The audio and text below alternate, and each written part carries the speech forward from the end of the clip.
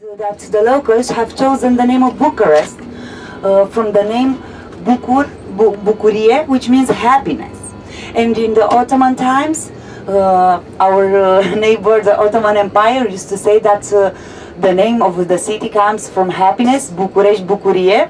Bucurie means happiness. So they said that it came from that word because the people from here used to be very happy. Peasants, some people are saying that they were very peaceful, but they are not.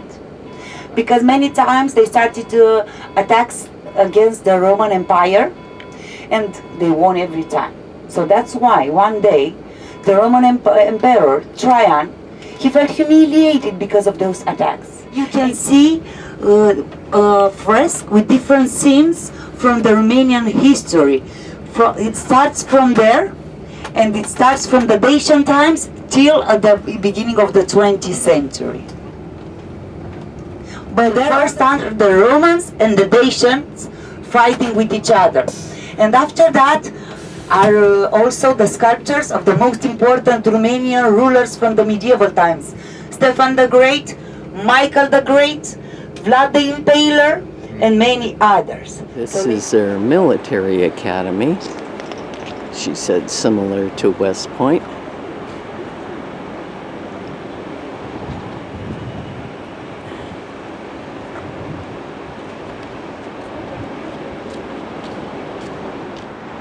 Okay, we're starting with the ancient.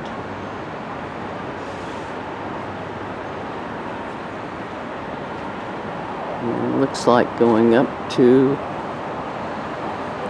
modern times, maybe World War II, maybe World War I, I'm not sure. I'm standing in Constitution Square looking at the Parliament building. Nicolae Ceausescu had this built, and as a government building, it's second largest in the world, the largest being the Pentagon. There's 9 floors underground, plus what's up above, and 1,000 rooms or so. The other side of this square, that's not a square, these buildings were built for housing the communist government officials.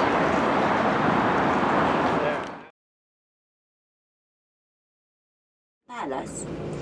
Palace Used to be the garden of the palace, which in our days, it's a park. It's a public park, and it's one of the most beautiful from Romania. And before the communist era, it became the palace of a princess called Crețulescu. And on the left-hand side is the library of the University of Bucharest, and the we have a statue of King Carol I, the first king of Romania. Of the Communist Party, and when the people here got all upset, 1,000 people, well, more than that, when the people revolted and they all got together here and had a big demonstration, and the communists killed about 1,000 of them, including the general who wouldn't fire on the Romanian people, and gee, he got a bullet in his head, and they claimed it was suicide. Yeah, right.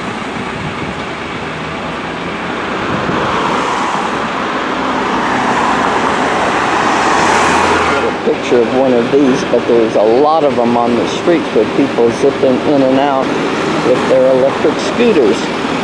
Good idea. Over there is rent a bike rack. Of the 20th century by our King Carol I, while Bucharest was called the Little Paris.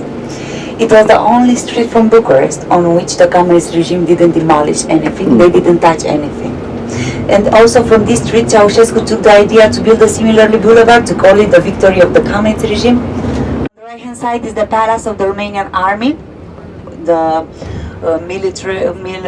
military palace. Prepare yourself, because soon we'll go off the bus.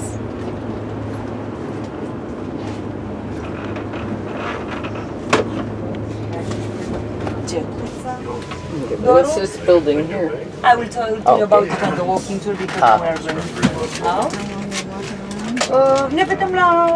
There's a fancy post office up. Lots of Art Deco trim up there. know about that. We also need one against the communism, but I don't know why it's not forbidden by the law, but people should see that History museum. When the communists took the power, they said that it's a building too beautiful to be the post palace, so they turned it into the National History Museum. They brought objects from all over the country from the other history museum. Inside the history museum, we have the coronation crown of our King Carol I, which was made out of the steel taken from a gun from the Ottoman army of the Independence War. But his coronation, he was not wearing a gold crown, he was wearing one made out of steel. Also, here we have a replica of the column of Trajan. It was received from the Italians as a gift of grace, because Romania is a Latin country. We are brothers with Italian, French, Spanish, and Portuguese. We have many earthquakes. So, underground us is the Bucharest city from the time of Vlad the Impaler. It collapsed in the 18th century during an earthquake, and the Romanian authorities were not aware of that. So in the 19th century, they built this building. And I have the chance to see some of the ruins today on our way. It's a beautiful restaurant. It's modern times, but it looks ancient. It looks like a pulpit up there, but it's not. Look at I guess it's a stained glass window.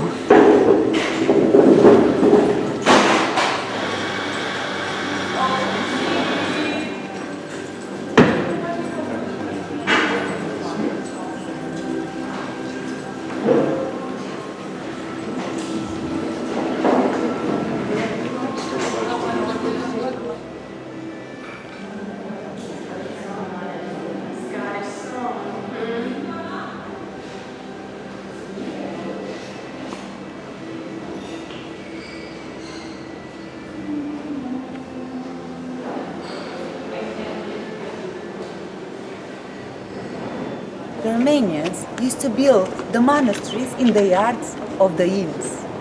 So here was Ioannis having an inn, and he decided to build a monastery. He went to Greece, where he studied how to become a priest, and there he got the name of Stavropoleos, which means on the crossroads. He built this monastery in 1724.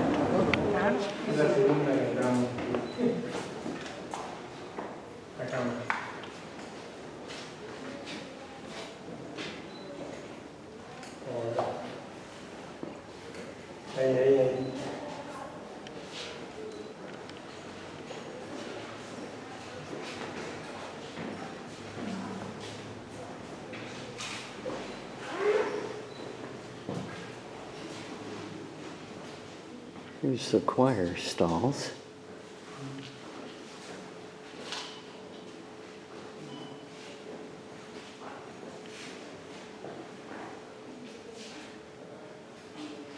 Looking back towards the entrance. The tombstones out here. I guess this is what we would know as a cloister.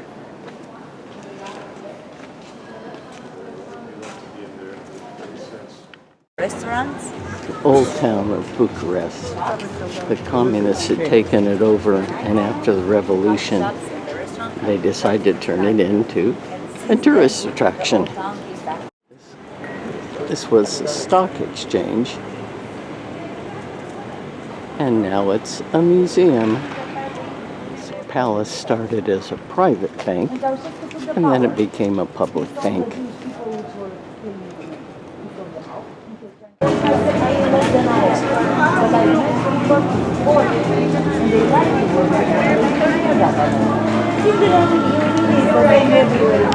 Very French looking. This whole street is clubs and restaurants.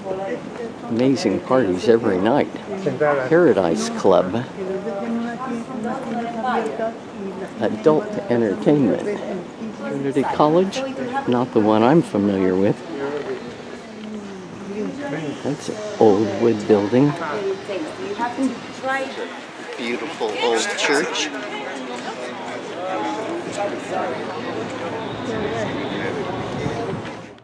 Nice little park here in Tears. I wonder if they have outdoor performances.